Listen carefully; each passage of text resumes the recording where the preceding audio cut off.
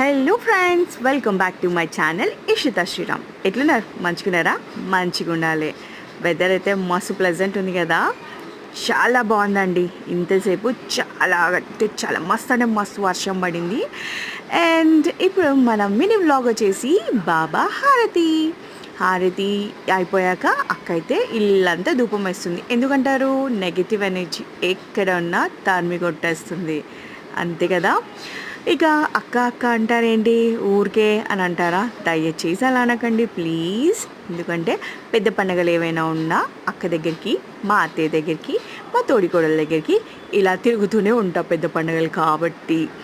And moreover చిన్న చిన్న పండుగలు లైక్ కృష్ణాష్టమి లాంటివి మన ఇంట్లోనే సెలబ్రేట్ చేసుకుంటాను.